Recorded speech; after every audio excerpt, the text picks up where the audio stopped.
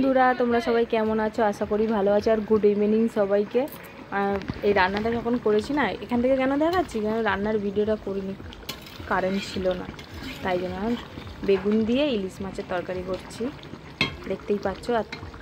আর এইদিকে ভাত, এটা আর এই যে পেঁপেটা দেখা যাচ্ছে না ভাতের মধ্যে, ওইটা হচ্ছে এই যে তোজোকে খাওয়াবো। এই তোজো, একে একে বেশি মানে এ বেশি মাছ মাংস খেতে পছন্দ করে না। আর আমি এখানে মাছ ভাজা খাবো। বাবা ওবেলা পুকুরে ছিপ ফেলেছিল, ল্যাটা মাছ পেয়েছে, মাছটা বলেছে ফেলে দিতে, তা আমি ভাজা খাবো এখন।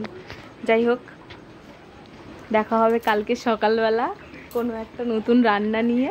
ততক্ষণ টাটা সবাইকে। আর এইদিকে আমার মা, মানে আমার শাশুড়ি মা সন্ধ্যাবেলা গিয়েছে, সন্ধ্যাবেলা কাছ থেকে এসেছে বলে আমাদের জন্য ক্লিপ কিনে নিয়ে এসেছে, আমার কাকিমার জন্য। তো এইদিকে পিকু এসেছে বলে আমাদের তোজো দেখছে। ওটা তো বাড়ির ছেলে, ছোট ছেলে পিকু, ওই দেখলি শুয়ে পড়লো। দেখে নাও, এই সে ছেলে। আর আমাদের দেওরের হাতটা ভেঙে গিয়েছিল, এই যে হাতটা দেখতে পাচ্ছ কত সেলাই পড়েছিল, এখনও হাতটাকে ফিজিওথেরাপি করতে হচ্ছে, এখনও হাতটাকে ম্যাসেজ করানো হচ্ছে, কারণ 1-1.5 মাস মতন ব্যান্ডেজ ছিল, যার কারণে ও হাতটাকে মানে ঠিকভাবে চালাতে পারছে না। আর বিশেষ করে ডান হাত বলে পড়াশোনাটাও খুব একটা হচ্ছে না। দেখে না আমাদের ভিখারিটাকে, বাড়ির ছোট্ট ভিখারি। আমার বৌদি আমাকে মোবাইল দেয় না।